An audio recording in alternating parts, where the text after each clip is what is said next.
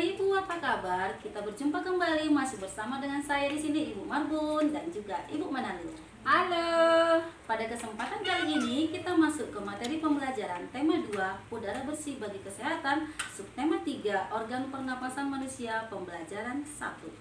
Adapun tujuan pembelajaran kita adalah yang pertama, dengan mencermati teks yang disajikan, kamu dapat menemukan informasi tentang bahaya kabut dan cara mengatasinya. Yang kedua, dengan membaca teks, kamu dapat menyebutkan informasi terkait dengan pertanyaan apa, siapa, di mana, bagaimana, dan mengapa. Yang ketiga, dengan berdiskusi, kamu dapat menyebutkan cara memelihara organ pernapasan. Oke, sebelum kita masuk ke pembelajaran, Ibu mau tanya dulu sama Ibu Manalu yang di samping Ibu ini. Ibu Manalu, kemarin di tempat Ibu hujan enggak? Oh iya Ibu Marbun, di tempat saya hujan. Langit tampak gelap, hujan turun, dan air tercurah deras dari langit. Angin pun berhembus sehingga suhu udara terasa dingin. Oh, berarti sama ya Bu ya, di tempat saya juga hujan kemarin. Nah, saya mau tanya Ibu, pada saat hujan seperti kemarin, apa yang Ibu lakukan? Apakah Ibu tinggal di dalam rumah, memakai baju tebal, atau minum teh hangat, atau sebaliknya nih, seperti masa kecil Ibu lebih suka keluar rumah dan bermain hujan-hujanan ya? Hahaha, itu masa kecil saya Ibu Marbun. Dulu paling suka main hujan-hujanan waktu kecil. Sekarang enggak lagi dong. Oh iya Bu ya, saya pikir pun nggak mungkin ya. Nah, menurut Ibu Manalu nih, apakah bermain hujan-hujanan dapat menyebabkan sakit? Iya dapat dong Ibu. Mengapa Ibu? Boleh Ibu jelaskan? Bermain hujan-hujanan dapat menyebabkan sakit karena tubuh yang kekurangan daya tahan yang disebabkan oleh air hujan dan akan merasakan kedinginan dan dapat terkena sakit berupa demam, pilek, dan flu. Iya, betul sekali Ibu. Pilek dan flu merupakan penyakit yang mengganggu organ pernapasan. Selain flu dan pilek, ada banyak lagi penyakit yang dapat mengganggu organ pernapasan manusia. Makanya, kita harus selalu menjaga kesehatan tubuh, termasuk kesehatan organ pernapasan. Iya, betul. Namun seringkali faktor lingkungan sangat besar mempengaruhi kesehatan kita. Seperti yang terjadi pada tahun 2015 lalu. Bencana kabut asap melanda sebagian wilayah Indonesia, terutama di Sumatera dan Kalimantan. Anak-anak boleh baca bukunya halaman 92 sampai 94 ya. Oke, kabut asap ini sangat berbahaya anak-anak Ibu. Kabut asap ini dapat mengganggu semua orang, baik kondisinya sehat maupun sakit. Namun, pada orang yang kondisi kesehatannya kurang, khususnya pada orang yang memiliki riwayat penyakit pernapasan, anak-anak dan balita, kabut asap adalah bencana yang bisa mengancam jiwa. Wah, berbahaya sekali ya Bu. Baik anak-anak Ibu, berikut akan Ibu jelaskan beberapa dampak kabut asap, yaitu 1. Kabut asap dapat menyebabkan iritasi pada mata, hidung, dan tenggorokan. 2. Kabut asap dapat menyebabkan alergi, peradangan, dan mungkin juga infeksi. 3. Kabut asap dapat memperburuk penyakit asma dan penyakit paru kronis lainnya seperti bronkitis kronik. Yang keempat, kabut asap dapat menyebabkan kemampuan kerja paru berkurang dan menyebabkan seseorang mudah lelah dan mengalami kesulitan bernapas.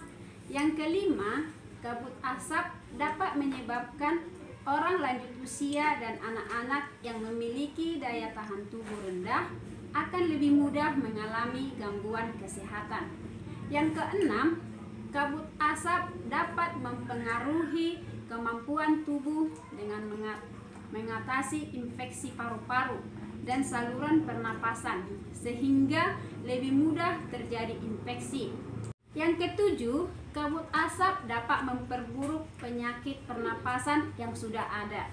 Yang kedelapan, kabut asap dapat menyebabkan polusi pada air bersih, tanaman sayuran, buah-buahan, dan makanan yang tidak ditutup. Dan yang terakhir, nomor 9, yaitu kabut asap dapat memperburuk kondisi lingkungan sehingga infeksi saluran pernapasan akut atau disingkat dengan ISPA akan mudah terjadi. Iya, ternyata banyak sekali bahaya kabut asap ya anak-anak ibu. Sudah dipaparkan Ibu Manalu tadi dengan sangat jelas. Nah sekarang bagaimana cara kita melindungi diri dari kabut asap? Dengarkan baik-baik penjelasan ibu. Yang pertama, hindari atau kurangi aktivitas di luar rumah, terutama bagi yang menderita penyakit jantung dan gangguan pernapasan. Yang kedua, selalu memakai masker. Pakailah masker dengan benar untuk menutup hidung dan mulut. Seperti ini ya. Kalau menggunakan masker, mulutmu sama hidung harus tertutup ya, hidungnya tertutup. Jangan seperti ini menggunakan masker nampak hidungnya ya, tidak boleh. Jadi harus tertutup hidung dengan mulut. Yang ketiga, minum air putih banyak-banyak. Kenapa? Kalau kamu minum air putih banyak-banyak, debu halus yang menempel pada tenggorokanmu akan larut dan masuk ke dalam pencernaan sehingga ikut terbuang bersama kotoran. Yang keempat, segera berobat ke dokter, ke bidan, atau tenaga medis lainnya bila mengalami kesulitan bernapas. Yang kelima, lakukan perilaku hidup bersih sehat, PHBS, perilaku hidup bersih dan sehat.